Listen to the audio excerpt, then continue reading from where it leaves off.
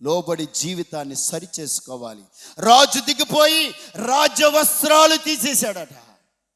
చెప్పండి, ఏం తీశాడు? ఈ ఘనత నాకు ఇప్పుడు వద్దు, ఈ సమస్య పరిష్కారం కావాలి. ఏంటి ఘనత నీకు ఈ లోకంలో? ఏం ఘనత కావాలనుకుంటున్నావు?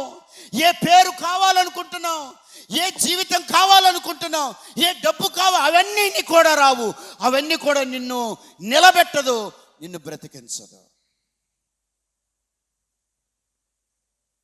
మనం నార్మల్గా ఉంటే చాలు.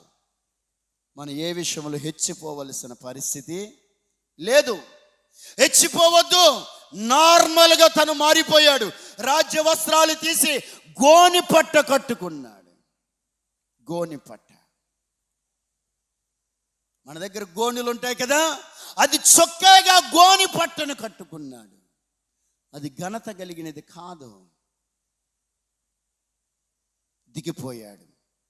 ఈరోజు పగట కాల సమయమందు నువ్వు ప్రభు దగ్గర తగ్గించుకునే ఆ ప్రార్థన జీవితం కలిగి ఉన్నావా? రాజు అనౌన్స్మెంట్ చేస్తున్నాడు, మంత్రులారా రాని, ప్రజలారా, మీ దగ్గర ఉన్న పశువులు, మీ దగ్గర ఉన్న ఒంటెలు, మీ దగ్గర ఉన్న పెంపుడుగా ఉన్న ఏదైనప్పటికీ కూడా అవి కూడా ఉపవాసం ఉండాలి. వాటికి కూడా ఏం కట్టండి? మీరు గోనె పట్ట కట్టండి.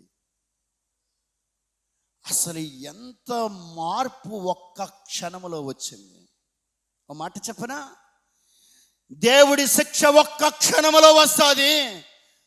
అదే మార్పు కూడా నీ జీవితంలో ఒక్క క్షణంలో వస్తే నీ జీవితాన్ని సంతోషవంతంగా నా ప్రభువారు మార్చగలిగిన సమర్థత కలిగిన దేవుడు నేను ప్రకటిస్తున్నా.